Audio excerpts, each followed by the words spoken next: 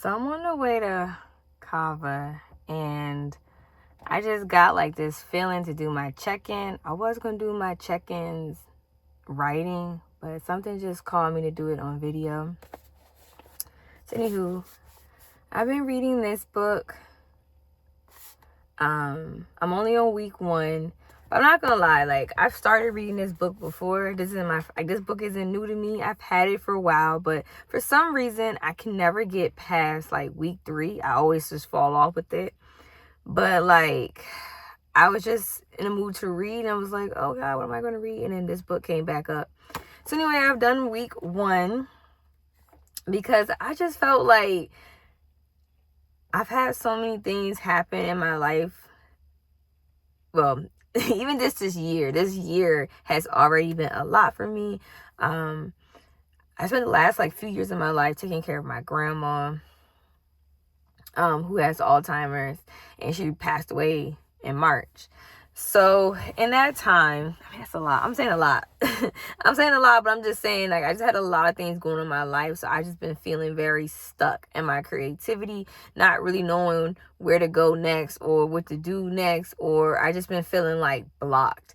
So yeah, all that to say, that made me get back on this book, and I started reading this. I'm on week 1. I just finished week 1.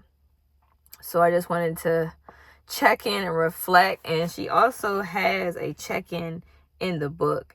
And so a part of this process is that for her check-in, the first question she asks is how many days this week did you do your morning pages? 7 out of 10, we always hope. How was the experience for you? So one of the tools that she gives in this book is something called the morning pages, which basically every morning you wake up and you write 3 pages. And so I was already hip that I had to do that. But like I said, I always fall off. So before I actually started reading again, I went to TJ Maxx and I got me a journal. I just wanted a new journal, a journal that I would want to write in, that it was just, I don't know. In the book, she talked about get a journal that's like a ceremony, it's like a celebration, like you're starting this new thing. So it kind of signifies that. So I got the journal and I actually started writing in it before I actually started reading. So it was 2 days where I was just doing the morning pages, and then that third day I actually read the chapter, just to get myself back in the habit. And I wanted a challenge. I didn't want to get a little notebook. I'm a writer, and so I was like, let me get a big notebook, because I got a lot of thoughts and I got a lot of writing I need to do. So yeah, did I do the morning pages? What'd she say? I'm a rambler, by the way. But I did the morning pages every day. I'm so proud of myself. Now, I'm not gonna lie, it wasn't always in the morning. And I don't know if that's cheating the thing, but I feel for me, sometimes I don't have a full page, 3 pages of thoughts. But I told myself, regardless if I didn't finish in the morning, I always want to make sure by the end of the day I wrote 3 pages. So sometimes it was in the morning, sometimes it was looking like afternoon pages, but every day I wrote. Now, there was one day where I wrote only 2 pages, and then the next day I wrote 4. So I've been doing my pages. It hasn't been perfect, but I like that I kept with it. And I feel just in me doing that, I'm really trying to build consistency. I feel one thing about my creativity is that I'm not always consistent. It's I am, but I'm not. So I wanted to always just keep writing. Okay, the morning finished and I didn't write 3 pages. Let me write 3 pages before the day changes.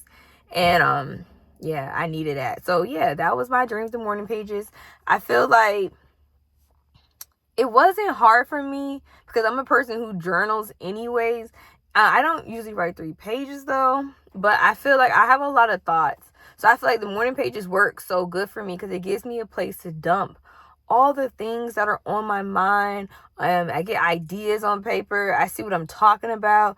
And I feel when I do start my task or I do something, my mind is not crowded with so many thoughts. To me, it's really a brain dump everything. So I love the morning pages. I feel I'm good. I feel like the only challenge I have with the morning pages is just completing them in the morning before I start my day.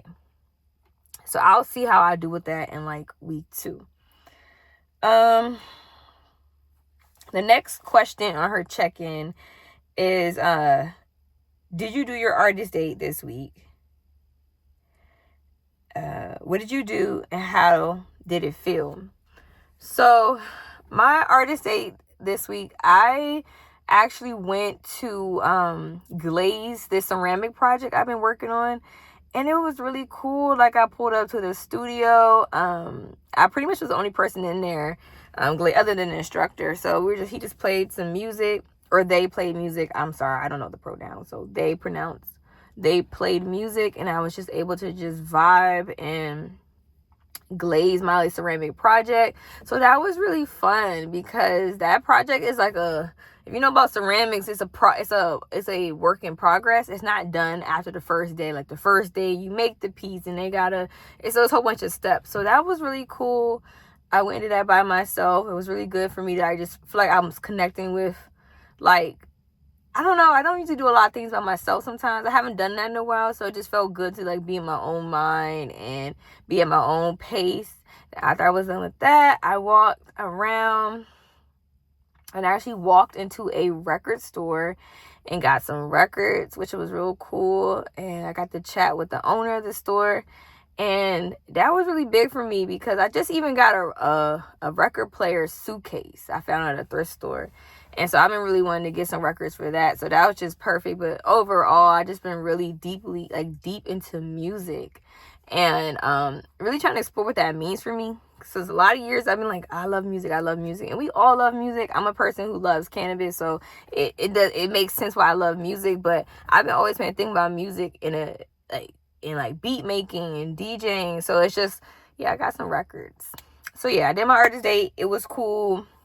It was good to just do something that was like at my own accord, my own pace, my own interest, really slow, and just, I like that. I'm excited to see what I do next week. I told myself I want to do something that is musically inclined, but I don't know what's available to do.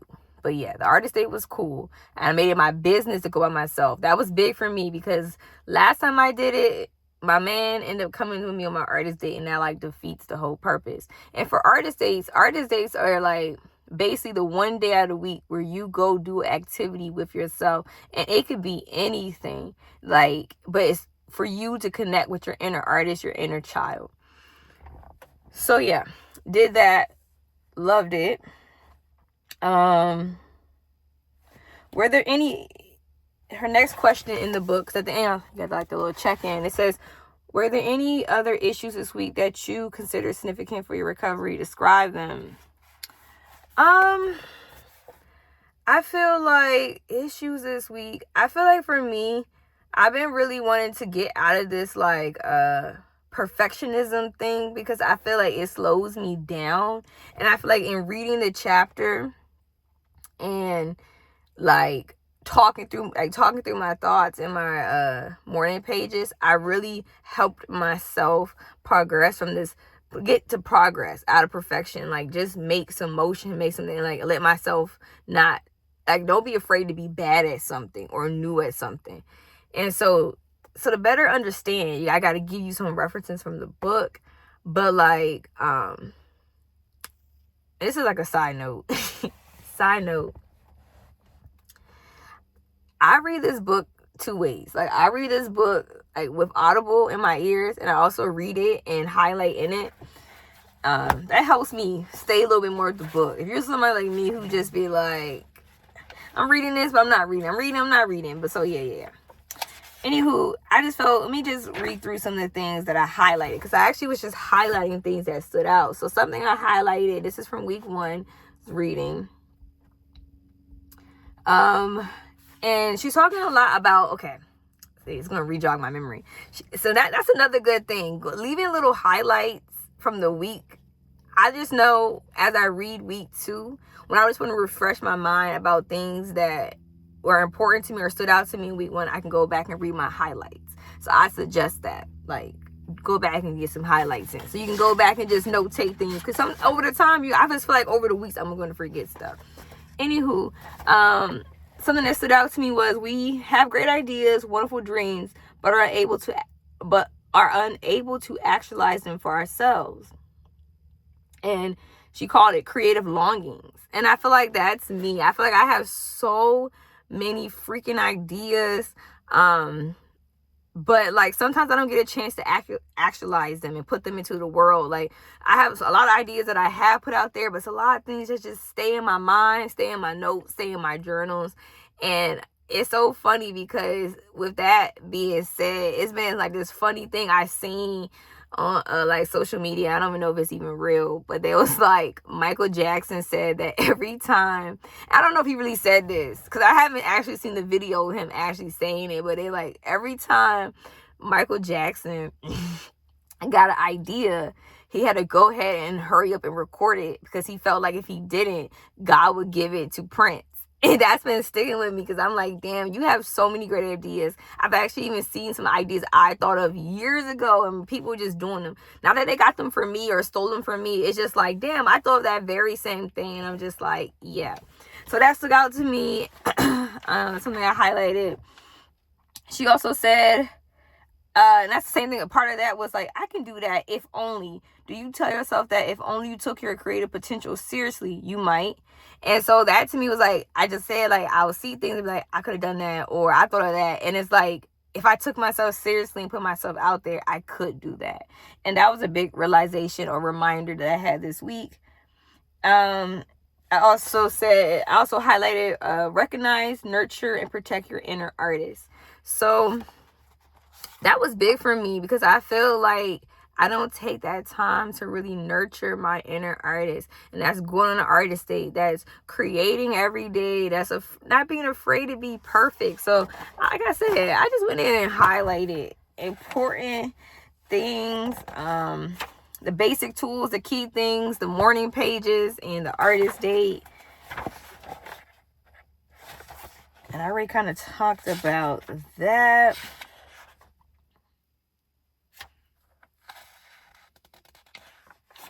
Okay, so I highlighted a part where it's like, it's very difficult to complain about the situation morning after morning, month after month, without being moved to constructive action. And that's in reference to the morning pages. I feel like sometimes we don't even realize that we're complaining about something or we're repeating a pattern until you put it on paper. And so your hand has to write it every single day, because when you do these morning pages, you're basically dumping all the thoughts in your brain. So sometimes that's a complaint. Sometimes that's something that's bothering you. And you're like, dang, after day 3 of writing 3 pages about this, like, what can I do? Like, what action? So become a solutionist instead of a complainer. So yeah. The things I highlight may be different. So other people may highlight, but these are the things that just stuck out to me. So I just wanted to reflect on them. In reference to the artist date, I highlighted during your artist date, you are receiving, opening yourself to insight, inspiration, and guidance. And that's also the thing. I feel like the best creativity or the best inspiration comes from living life. And sometimes when life just gets very hectic or you just got a lot of stuff going on, like sometimes you just have to live and be in the moment to feel inspired. And I also highlight, do not take anyone on your artist date. It's a very personal journey. Like, you got to respect that. You got to really respect that. I also highlighted, do what intrigues you, explore what interests you, think mystery, not mastery. And that was going into like trying new things, doing things, like not trying to be perfect at things. I'm a perfectionist, and I just have to like let that go to have somebody who's just really an artist and creating and consistently creating. So it's like, you can't really be perfect if you're just consistently creating, because some things are going to be bad, right? So just talking about like what I highlighted, why did I get my best ideas in the shower? Showering is artist brain activity. So that just goes back to like doing life, doing random things is how like you get inspired and you get ideas. And I highlighted keep a notepad or tape recorder next to them, because I feel like with me, I always have like a notebook, a journal, or my note section where I'm just consistently putting out ideas. Like I tell you, the most randomest moments I get the best ideas. And it's been times where I had really good ideas and I did not write them down and I forgot what they were. So I'm always just jotting it down. So I just highlighted that to remind myself to always jot down whenever I get a good idea. It's also a creativity contract where you basically just agree to like do the morning pages, go on artist day, do the task at the end of the chapter, to take care of yourself. That's a part of the book, y'all. Yeah, get the book. Get the book. I'm rambling, but like this is good for me. I like it. My little check-in. I'm gonna do this every week. Okay, so going into the chapter, she talked a lot about shadow artists, and she said, caught between the dream of action and the fear of failure, shadow artists are born. And I was just like, I'm always a big person about if I'm like really fulfilled. And I feel like the reason why I haven't been fulfilled deeply over the years is because I don't always act on my ideas. I don't know. I feel like I've been being a shadow artist. Like I just been working for others and their ideas, or I have been exploring new things, or I might have work that I just don't think is perfect, so I haven't put it out. So she just talked in the shadow artist section. She just talked about being a shadow artist and how that's from like childhood or it's just from people and influences. And something I highlighted. So I just highlight random stuff. I highlighted art won't pay the bills. And my mantra has been like art pays the bills, because I'm a deep person that feels like my creativity will grow my life. Like I feel like if I really take time to put my ideas out there and I take time to execute and I take time to grow and explore, like art will pay the bills. Art pays the bill. My creativity pays the bills. That's like a big little mantra affirmation for me. So talking about like what shadow art is, back to what I was saying about that. It's like a person who's afraid to take actual steps to actualize their interests. So you don't like, oh, you have this itch for something. You want to do this thing, but you just never do it. So I'm like, I have this itch for music. And I've always been like, dang, I'm listening to songs, listening to instrumentals. I just do a lot of thinking and like a lot of music listening. And I'm like, dang, but I never pursued it. I always joke about it with my friends. Like, I should be an A&R. I should be a producer, like maybe another life or something. And so, yeah, I feel like I've been a shadow artist. I don't know. Maybe one day I'll do something really with that. Really get to explore that. And something I liked was that, I highlighted was audacity, not talent, makes one person an artist and the other a shadow artist. So that just goes back to like when you see people like actually doing it. There's people out here who are doing music, who are writing books, and I'm like, I could do that. And it's like they're not necessarily more talented. It may be more talented to me, whatever. It's just the audacity to actually do it and put it out there. That's key. So audacity, not talent, makes one person an artist and another a shadow artist. I highlighted a lot of things. Progress, not perfection. Judging your early artistic efforts is artist abuse. So I think when you're trying new things, when you write something for the first time, when you start music, when you start painting, don't be so critical. Don't be so critical. That's a note to myself. Like, don't be so critical. It's supposed to be bad. Just keep going. Just keep going. So this is from the protecting the artist child within. That's why I said like that nurturing my inner artist was really big for me.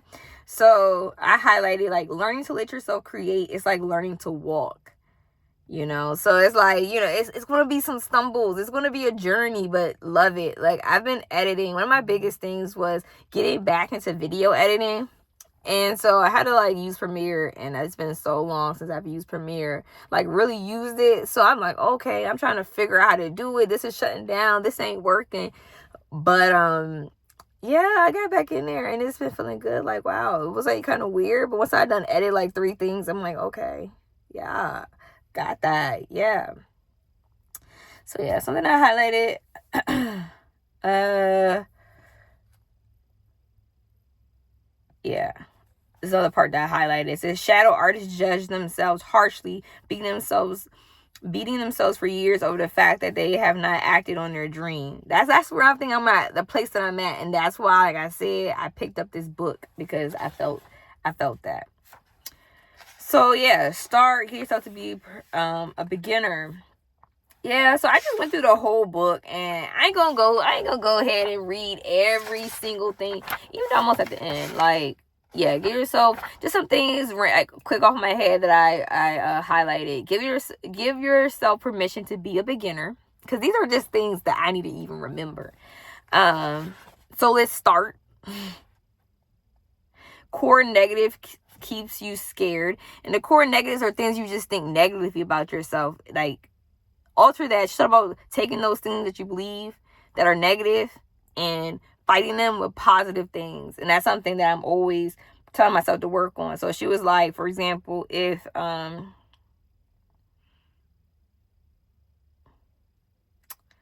she was like, if you're unhappy, you're happy. That's easy. If you're crazy, then you're sane. It's like, just think the opposite of everything that you think and is negative. Think the opposite.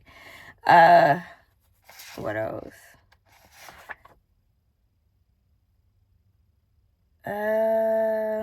One thing I've been using a lot is her affirmation. She talked about a lot about affirmation. So I think that's in general, just affirmation and mantras help us rewire our brain and stop living in a place of negativity. I feel like our minds are so powerful. And I feel like when you're constantly worrying, as somebody who has anxiety, I feel like when you're constantly worrying about things, you bring a lot of energy to that negative thing. So when your mind thinks negative things, it's being able to reinforce it with the positive.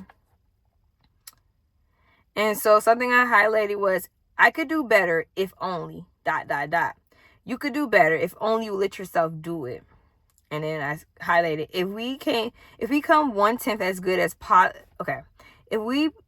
if we can become 1/10 as good as positive self-talk.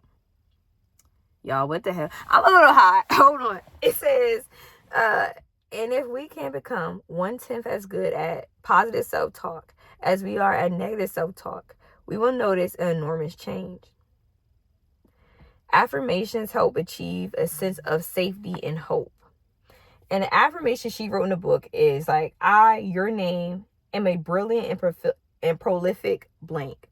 So I've been telling myself, I, Vicky, am a brilliant and prolific. I cannot talk today, but I, Vicky, am a brilliant and no, I can't talk today. I'm good, okay? I'm delivering my check-in. I'm doing this. I'm just high. Anyway, I, Vicky, am a brilliant and prolific writer. I, Vicky, am a brilliant and prolific DJ. I, Vicky, am a brilliant and prolific TV screenwriter. I'm just brilliant and prolific, for real. Okay, so yeah, I just went through and highlighted a bunch of different things. When you get to the end of the chapter, it's about your task. Like, she gives like 10 tasks in this chapter. And in the beginning of the book, she said, don't try to do all the tasks. But I was like, great, because I didn't want to overwhelm myself. She said, try to do about half. So the first task I did was, the first task listed was about the morning pages. So I already talked about those. I did those. And then the second task she had on here was the artist state. So I did that. I already talked about that. And then she had a bunch of different ones. But the third, like the last one I chose, I'm going to go back to the other two, was take your artist on a walk. So I did that. So that was 3. And the other 2 I chose were more ones that I had to actually write. And I chose the Hall of Champions. And I just took time to like think about the people in my life who've always given me positivity and love, and I took time to write down the things they've told me, and it made me feel happy, and it gave me a little confidence boost. I think the thing I am going to do is I'm going to take those compliments and I'm going to write them on a piece of paper and put them all around my desk, so that way I can get motivation when I'm working there. But yeah, like I just needed to remember those things. It was good to like remember the great things that people say about you. So I did that. And then the other thing I did was, it's called Imaginary Lives. And if you had, this will go back to the Hall of Champions. So she wanted you to list 3 old champions of your creative self-worth. This is your Hall of Champions. Those who wish you and your creativity well. Be specific. Every encouraging word counts. Even if you disbelieve a compliment, record it. It may very well be true.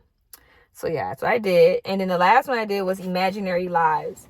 If you had 5 other lives to lead, what would you do in each of them? And then she listed out what she would do. And she said, whatever occurs to you, jot it down. Don't overthink it.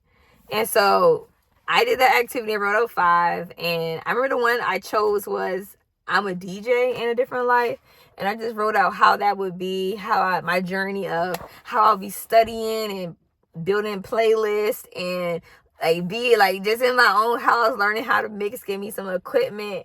Then I'll start doing little events for like people, my little family and friends. Like, then I'll start sharing like all my mixes on like YouTube. Start building a little audience. I started building this dream life, and I was like, all right, bet. And then once I started getting like real hype, I would start doing big parties. My first big party would be Howard homecoming, because I went to Howard. And so I just started building this whole life, and I'm like, yeah, I'm just like this big ass DJ. I produce beats, and I was like, I produce beats for like Smino, Tyler the Creator, Doechii. Like I got real deep. So that was real fun. And yeah, I like that. And I was like, I keep coming back to this music thing. So yeah, we gotta play with that and see where that goes. But yeah, that's my week 1 check-in for The Artist Way. I'm gonna push myself to stay with this book and really see what could come of it, because anybody that I've heard that actually finished this book, it's gold on the other side of this book. So yeah, week 1 check-in.